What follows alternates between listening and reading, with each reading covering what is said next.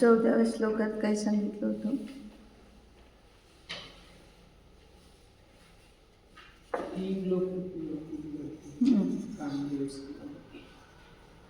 म्हणजे कशाची पुष्टी करतात? कामाची पुष्टी करणारे 3 लोकातील जीव. त्यांचा इतका प्रसार झालेला आहे की ते वनच आहे मोठं, संसारूपी वन, अरण्य. आणि त्यामध्ये काय सांगितलं की कोणतं पाणी आहे त्याला दावानं लागणी लागली आहे, पडवानं लागणी लागली आहे, तर त्याला सांगितलं की अंभमुक्ती सुक्ती.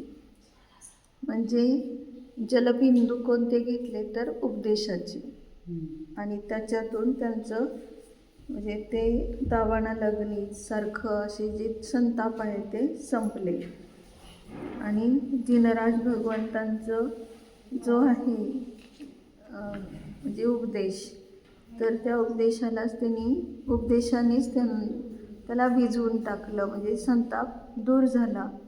आणि ज्यांना पाहून इंद्रादिक देव देखील कोणी मोरासारखं काय करतात, नृत्य वगैरे, म्हणजे आनंद व्यक्त करण्यासाठी नृत्य करतात. मग ह्याच्यातून आपण काय बोध घेतला होता की सगळं संसार मिथ्यात्व आहे, आणि त्याच्यामध्ये आपण इतके संतापित झालो की त्यामध्ये आपल्याला सुखच वाटत गेलं. आणि म्हणून आता आपल्याला उपदेशरूपी पाणी म्हणजे भगवंतांचं हे जणू काय अमृतधाराच मिळालेली आहे.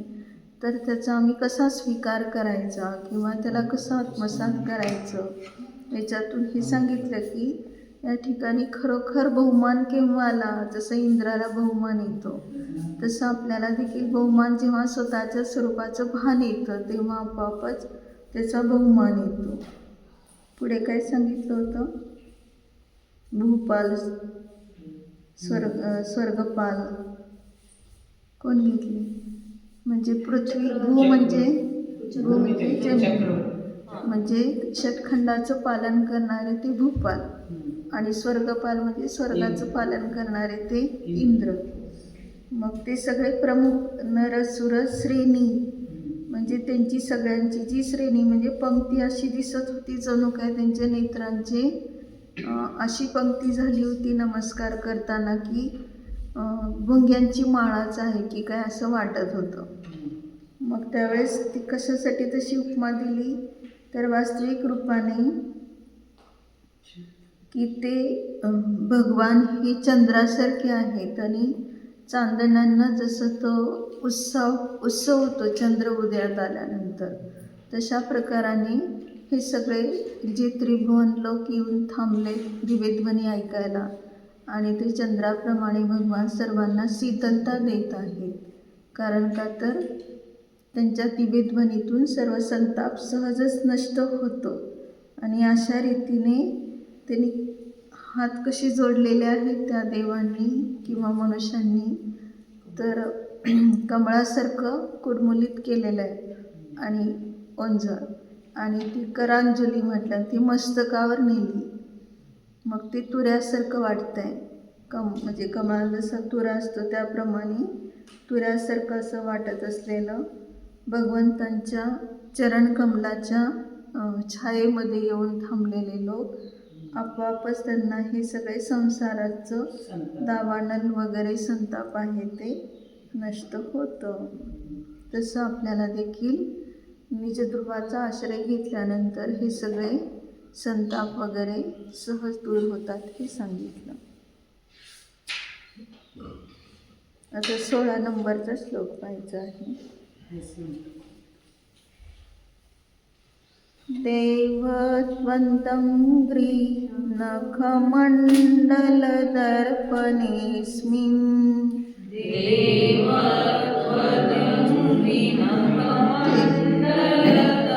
त्वंवर अनुस्वार झाला ना, त्वंवर अनुस्वार नको आहे, दवर पाहिजे होतं. त्वदंग्री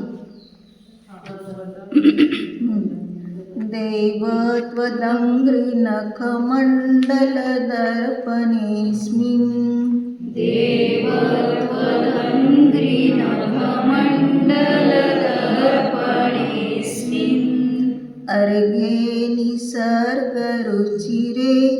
चिरदृष्टवक्त्रम्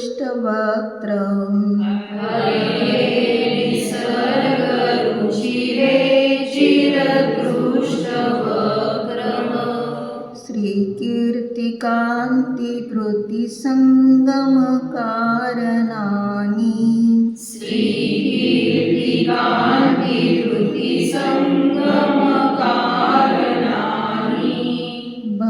भव्योनकानि लभते शुभमङ्गलानि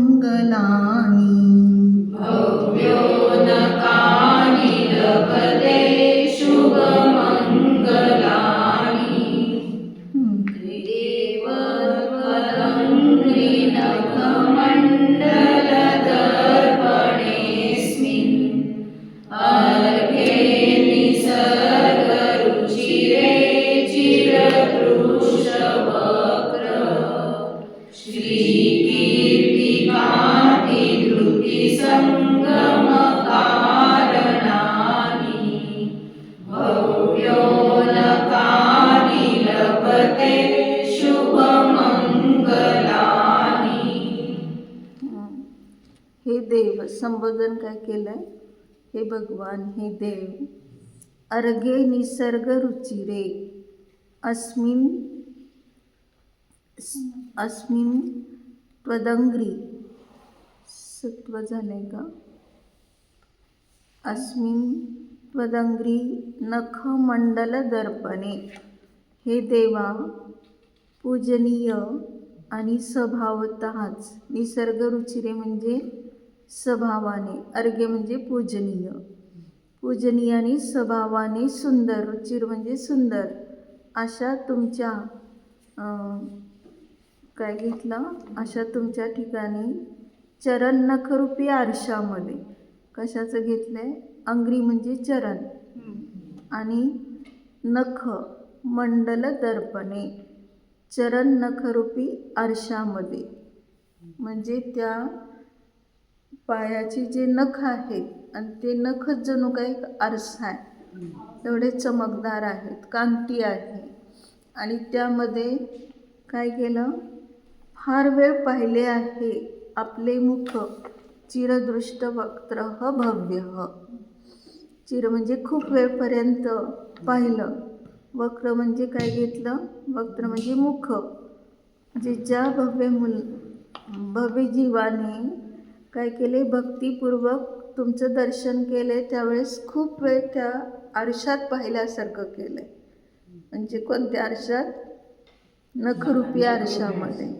म्हणजे त्यांची दृष्टी इतकी भव्य लोकांची चरणावर खेळलेली आहे, हे दाखवलं की एवढं चरण आम्हाला कसं बोध देत आहे हे दाखवलं त्यांनी. म्हणून त्यांची दृष्टी तिथंच खूप वेळ खेळून राहिली.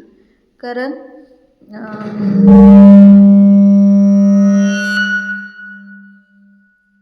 तिथंच का खेळून राहिली? तर चरणाला सोडून आता आम्ही कोठेही जाणार नाही, भगवंतांच्या चरणाला सोडून कोठेही जाणार नाही, हेच आम्हाला आश्रयभूत आहेत असं समजून त्या ठिकाणी ज्यांची भक्तिपूर्वक अशी दर्शनाची स्थिती झालेली आहे, म्हणजे ज्यांनी दर्शन केलं आहे, त्यांना काय सांगितलं? कानी श्री कीर्ती कांती. श्री म्हणजे लक्ष्मी, लक्ष्मी म्हणजे कोणती? कोणती लक्ष्मी प्राप्त होते? ज्ञानलक्ष्मी. त्यानंतर कीर्ती, कीर्ती कोणती प्राप्त होते? आत्मख्याती. त्यानंतर कांती, कांती कोणती प्राप्त होते? ज्ञानाचं तेज, ती कांती. आणि धृती म्हणजे धैर्य. किती कर्माचा उदय आला तरी धैर्य धारण करतो, म्हणजेच त्यामध्ये न्यायिक रूपाने त्याला साक्षी रूपाने जाणत राहतो. धृती संगम कारणानी. मग लक्ष्मी, कीर्ती, कांती, धैर्य आहे कारण ज्यांना अशी कोणकोणती शुभ सुखे प्राप्त होत नाहीत. कानी म्हणजे अशी कोणतीच मंगलानी न लभंते, त्यांना शुभ मंगल सर्व काही प्राप्त होतं हे सांगायचं. जे कोणी असे तुमच्या नखरूपी चरणाच्या नखरूपी आरशामध्ये चिरकालपर्यंत आपलं मुख पाहतात. वक्त्र म्हटलं ना, तर जे भव्य जीव आपलं मुख पाहतात म्हणजे काय पाहतात? ते नखाची कांती आम्हाला काय बोध देते हे पाहताय. ती बोध देते की ही कांतीच आम्हाला अशी दाखवून देते की त्या ठिकाणी लक्ष्मी नांदते. म्हणून मला दर्शन करताना माझ्या लक्ष्मीची मला प्राप्ती होते. म्हणजे श्री म्हणजे ज्ञानलक्ष्मी आणि कीर्ती आत्मख्याती आहे. म्हणजे त्या ठिकाणी त्यांना कीर्ती पण दिसली त्या भव्य जीवांना, म्हणून त्यांची आत्मख्याती त्यांना सहज जाणीवेत आली. आणि कांती म्हणजे काय आहे तर तेज, ज्ञानाचं तेज सहज प्राप्त झालं. आणि धृती म्हणजे धैर्य, कारण ह्या सगळ्यांचा संगम कारण आहे शुभमंगल वगैरे सगळं प्राप्त व्हायला. तर शुभमंगल म्हणजे काय आहे? पण फक्त विवाह करताना शुभमंगल सावधान म्हणतात तिथं. मग ते तरी कळलं का तिथं का असं म्हणतात? अक्षता टाकताना शुभमंगल सावधान. हां, मग तेवढं ते एवढं शेवट असतंय, तिथनं पळूनच यायचं असते. एक जण पण पळून जात नाही. अजून सावधान म्हणून त्यांना अजून त्याच्यातच अडकवते. तर सावधान म्हणून काय सांगितलं? खरं तुला शुभ म्हणजे आत्मकल्याण करायचं असेल, मंगल करायचं असेल तर सावधान हो. ते म्हणून गजानन तिथून पळून आले. त्यांचं एक उदाहरण आहे की झालं लग्न की आईवडिलांच्या ताब्यातनं सुटलो आणि लगेच म्हटले की ते आता वाजवायचं थांबा. ते वाजवत होते ना, तर थांबा म्हणजे कशाचं प्रतीक होतं? हिंसा आहे. आणि ते आता थांबा म्हणजे सगळं तिथल्या तिथंच लगेच स्टेजवर हातातला चुडा वगैरे सगळं काढून टाकलं, मंगळसूत्र काय असेल ते.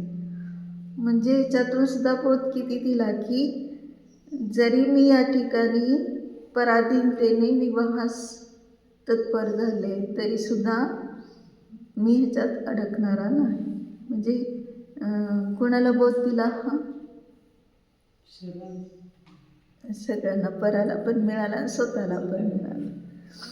म्हणून याच्यातून असे कितीतरी जीव आहेत की वास्तविक रूपाने याच्यातून आपल्याला असा बोध मिळतो की आता तरी सावध हो, शेवटच्या क्षणापर्यंत तरी सावध हो. क्षपकाला हा बोध मिळतो ना की आता तरी तू बस, सगळं काही जे झालं जीवनभर त्याच्यातून निवृत्त हो. हा क्षण आता आपल्याला मोक्षाला जाण्यासाठी उपयोगी आहे. आणि ह्याशिवाय दुसरा विकल्प केला तर पुन्हा दुसऱ्या गतीत, या गतीतून दुसऱ्या गतीत भ्रमण होईल किंवा संसार भ्रमण होईल. तर अशा रीतीने एवढी सावधानता, दोन्हीतला आपल्याला फरक कळला तर. मग तसं या ठिकाणी सुद्धा आम्हाला सांगितलं की नखाचीच उपमा आरशाला का, हे आरशाचीच उपमा नखाला का दिली? आरसा कशाचं प्रतीक आहे? स्वच्छतेचं प्रतीक आहे. मग नखातून एवढं काय स्वच्छत्व दिसणार आहे? कारण चरणावर दृष्टी आहे म्हटल्यानंतर आपोआपच त्या ठिकाणी ते नख काय बोध देतात हे दाखवून दिलं. कारण का तर नखाचंच उदाहरण घेण्याचं कारण, नख वाढतात, जर तोडले नाही तर ते मोठे मोठे वाढत जातात. म्हणजे ह्याच्यातून लक्षात घ्यायचं क्षणिकतेचं प्रतीक आहे. नख हे कशाचं प्रतीक झालं? क्षणिकतेचं प्रतीक झालं.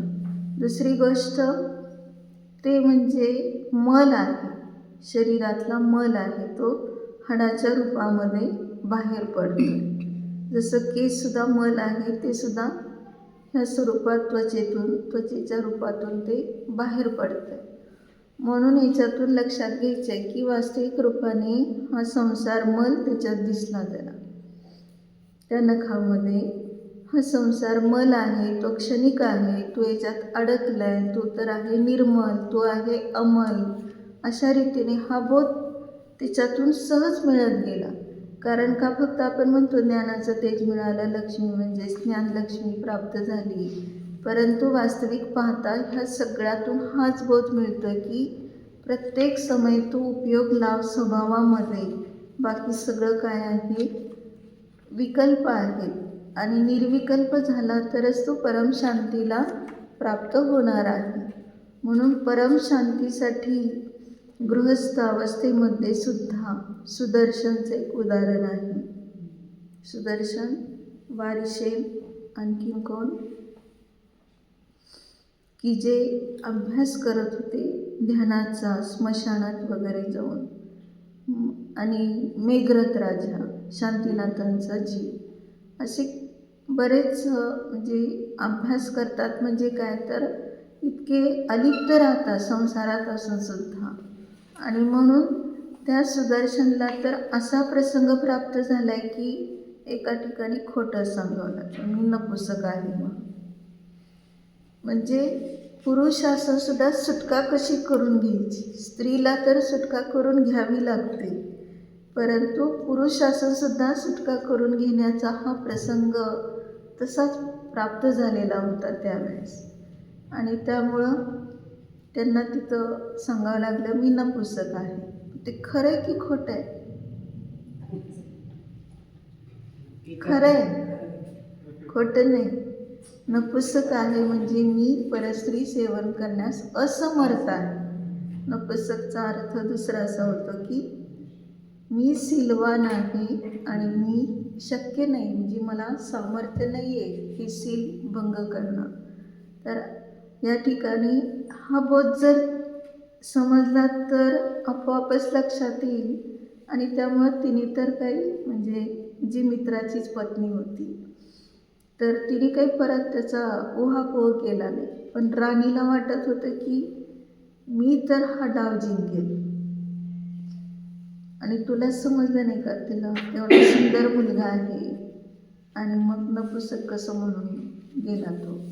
म्हणून ती राणी आता चॅलेंज घेते की मी तर करून दाखवते की नाही बघ, म्हणजे त्यांना भ्रष्ट. परंतु झालं सगळं काही वेगळं. म्हणजे ह्यांचं सील एवढं दृढ राहिलं, त्याचं कारण काय? काय कारण असेल? सील दृढ राहिला कारण काय असणार? ज्ञानशील. हां, ज्ञानशील. कारण त्यांनी पूर्वभावात काय केलेलं होतं, एक तपस्वी होते आणि म्हणजे थंडीच्या दिवसामध्ये नदीच्या किनारी तिने प्रतिमा योग धारण केला. किंचित मात्रही त्या ठिकाणी कुठेही आडोसा वगैरे काहीच नव्हतं.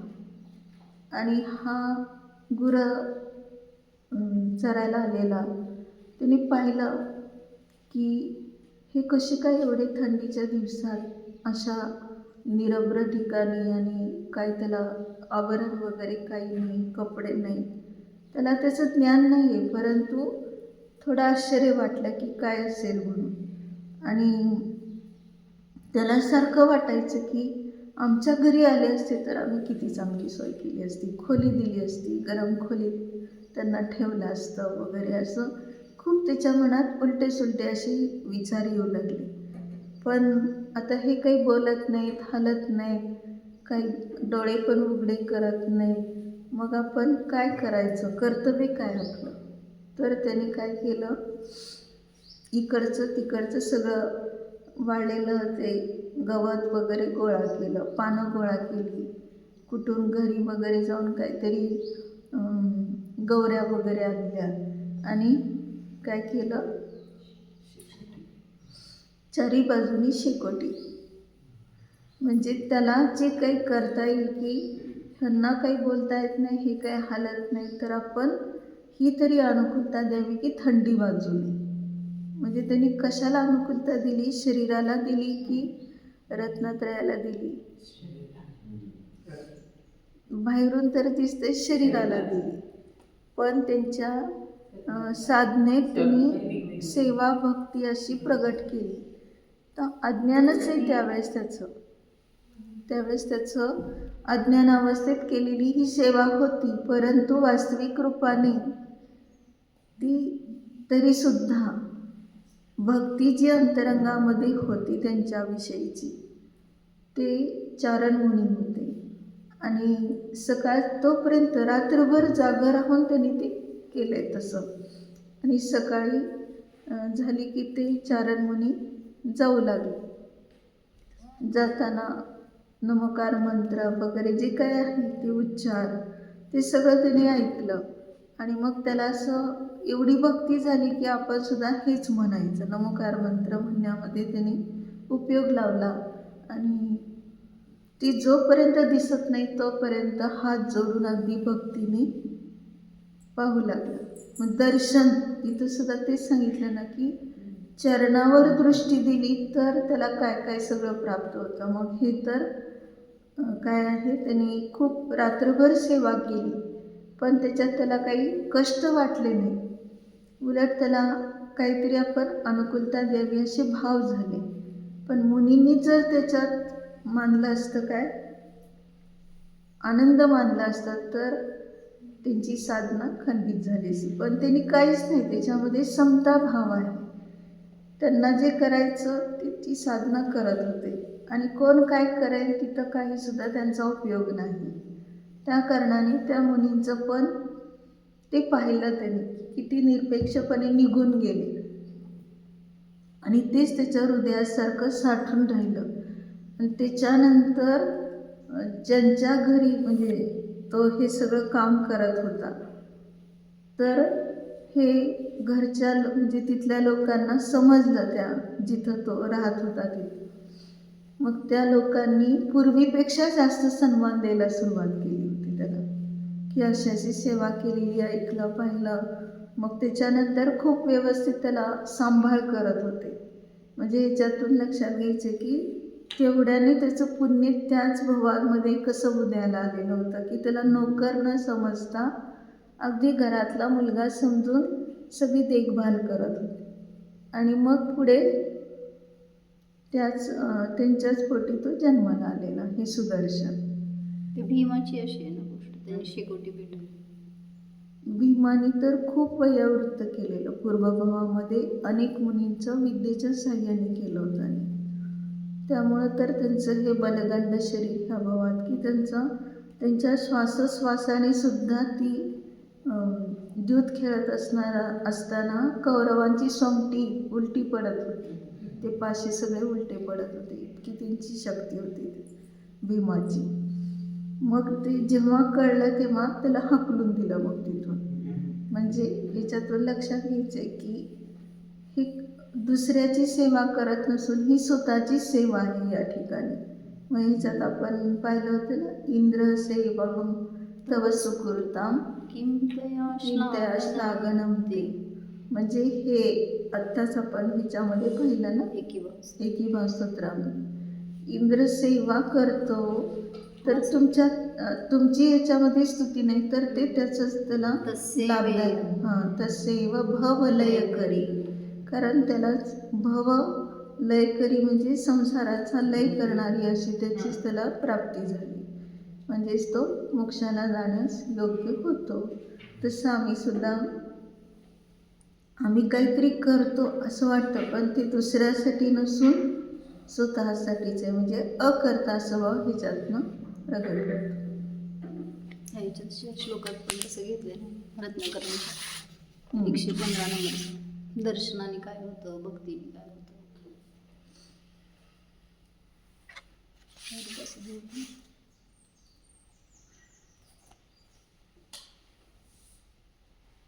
एकशे 15 नंबर दिसते.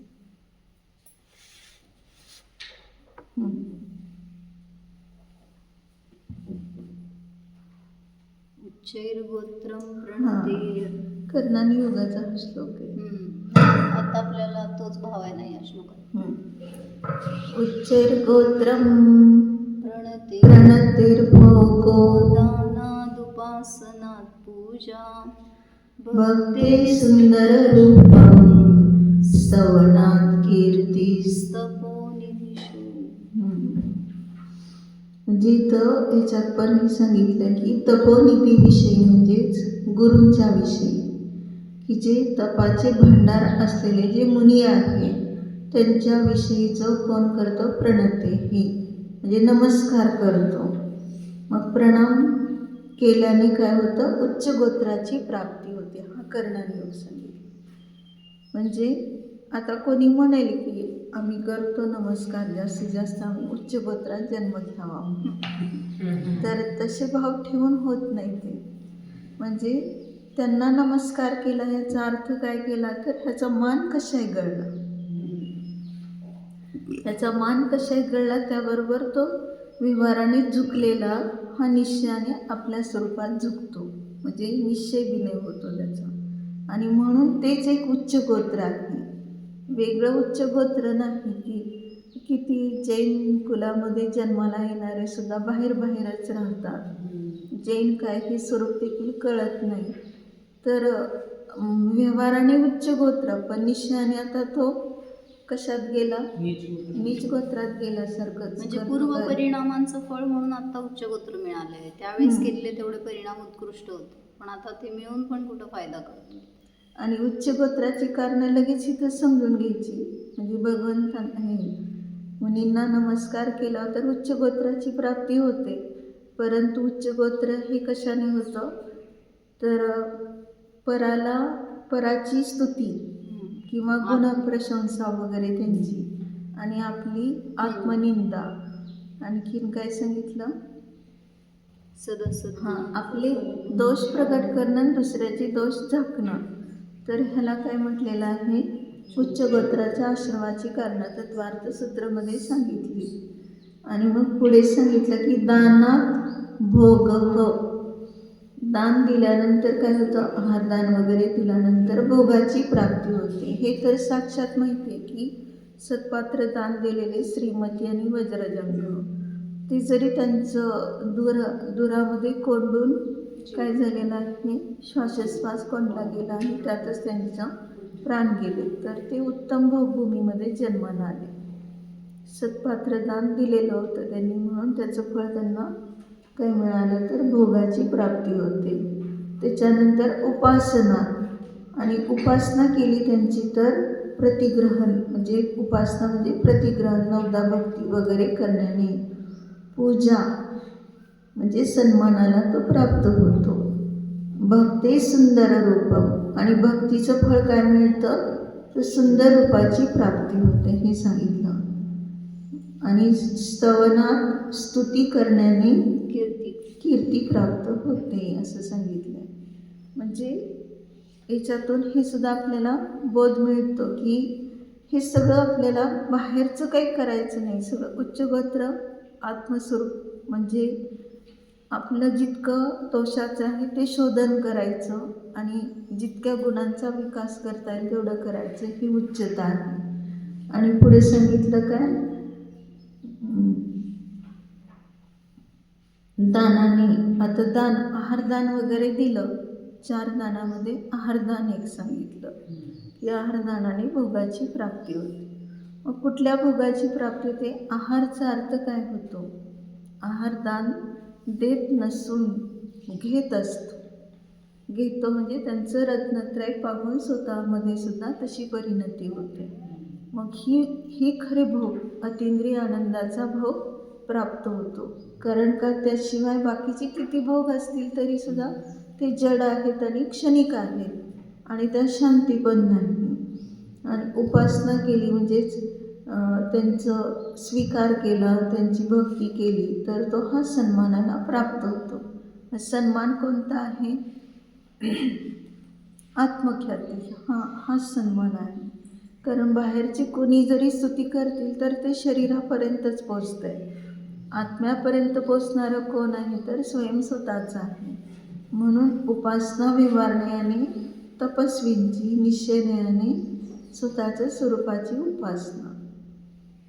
मग तो भक्तीने सुंदर रूपाची प्राप्ती, म्हणजे बाहेरच्या शरीराचे सुंदर रूप नाही तर कोणत्या सुंदर रूपाची? आपला आत्मा सुंदर आहे आणि त्याचं स्वरूप त्याला जाणीवीत येतं आणि स्तुती करण्याने कीर्ती प्राप्त होते. मग कीर्ती, सुयश वगैरे जे आपण म्हणतो की वास्तविक रूपाने स्तुती केली तर कर्णाने पण असंच सांगतो की भगवंतांची स्तुती जितकं करतो तितकं त्याला सुस्वर नामकर्माचं बंध होतं आणि जेवढं तो विकथा करतो किंवा कोणाची निंदा वगैरे करतो तर तेवढं दुस्वर नामकर्माची प्राप्ती होते. म्हणून याच्यातून म्हणजे आपल्याला चांगला स्वर असावा म्हणून स्तुती करायची असं नाही. वचनाचा सदुपयोग केला. हां, वचनाचा सदुपयोग आणि उपयोग पण चांगला लागला म्हणजे दुसरीकडे इकडे तिकडे जात नाही. आता बघा ह्यांनी आम्हाच्या विषयी दीपाने काय केलं आहे, एक भजन रचले, स्वतःच्या मनाने रचलेलं भजन आहे म्हणून दाखवा असलं तर नाही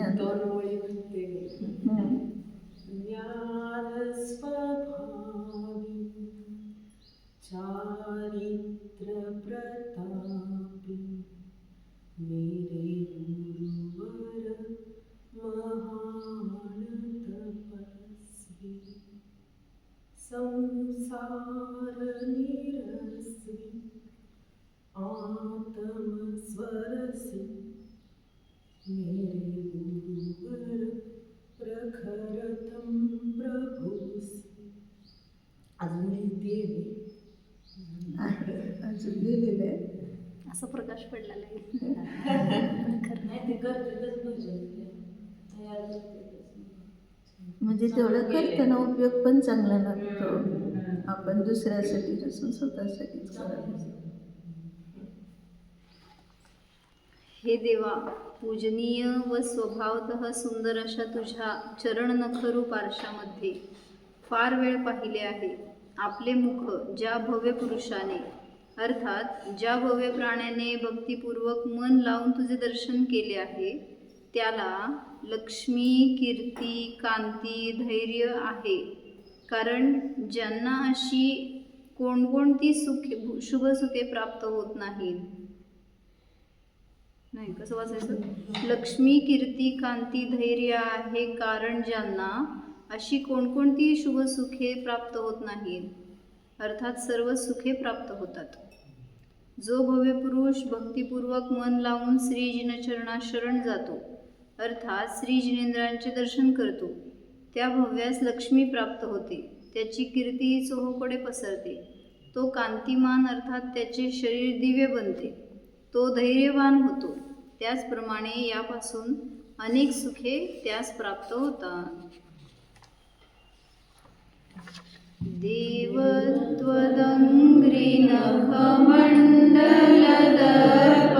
देवत्वदङ्घ्रिनखमण्डलदर्पणेऽस्मिन् अर्घे निसर्गरुचिरे चिरदूषवक्त्रः श्रीकीर्तिकान्तिधृतिसङ्गमकारणानि